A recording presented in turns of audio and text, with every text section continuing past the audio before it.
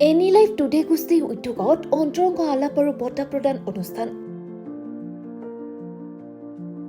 উত্তৰ পূৰ্বাঞ্চলৰ অন্যতম বহুভাষিক news portal North East Live Today অষ্টম বাৰ্ষিক প্ৰতিষ্ঠা দিৱস উপলক্ষে ওদালগুৰি জিলাৰ মাছপাট পশু চিকিৎসালয়ৰ সভাগৃহত আজি দিনজোৰা কাৰ্যসূচীৰে এক অন্তৰংগ আলাপ আৰু বঁটা প্ৰদান অনুষ্ঠানৰ আয়োজন কৰে।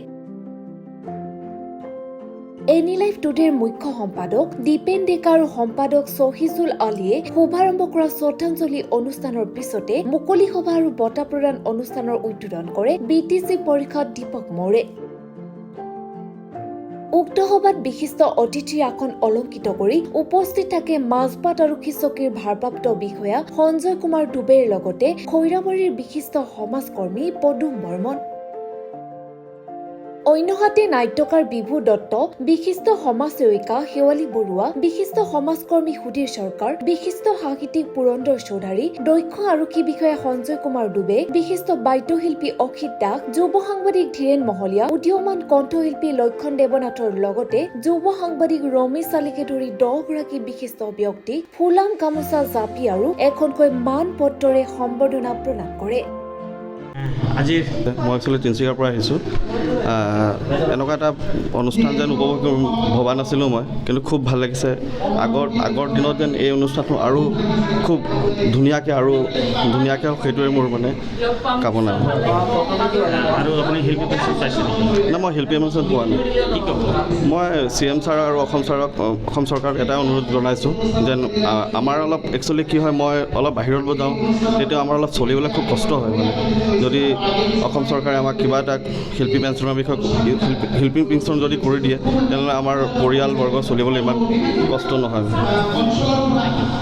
কাৰণে কাম কৰি যাব পাৰোঁ, তাৰ কাৰণে আপোনালোকৰো সহযোগিতা ৰাইজৰো সহায় সহযোগিতা কামনা কৰিলোঁ।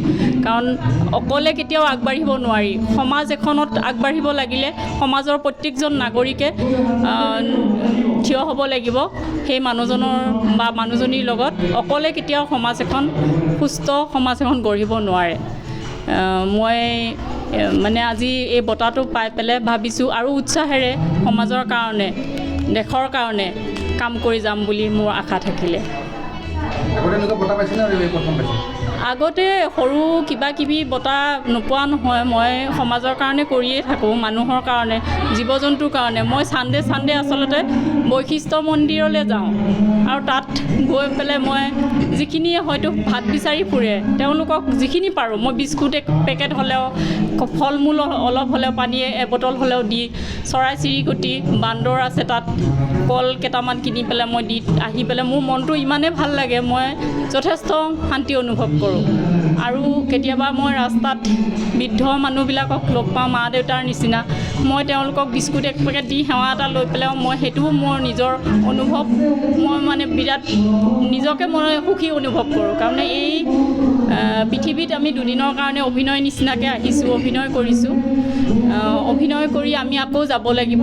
যেতিয়া অভিনয় কৰি থাকোঁতে এজন অভিনেতাক বা অভিনেত্ৰীক ধুনীয়া লাগিছে বুলি কয় তেতিয়া আমাৰ বহুত ভাল লাগে। এই অভিনেত্ৰীগৰাকী বহুত ভাল অভিনয় কৰিছে।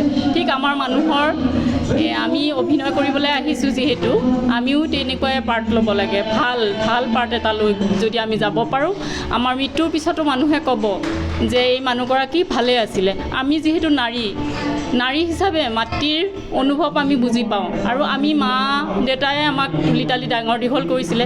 সেইকাৰণে তেওঁলোকৰ বাদেও আমাৰ যে এই পৃথিৱীত আৰু মা দেউতা আছে, সেইকাৰণে আমি বাকী মা দেউতাৰ ওচৰলৈও আমি যাব লাগে। নামখলাৰ পৰা চিন্তু কলিতাৰ ৰিপৰ্ট গ্ল'বেল এনি। গোৱালপাৰা MS কিষাণ মেচিনেৰী আনিছে সুখবৰ। 25,000 পৰা 45,000 টকাৰ ভিতৰত দি আছে মিনি ট্ৰেক্টৰ। অধিক জানিবৰ বাবে যোগাযোগ কৰক 7002650623 ফোন নম্বৰত।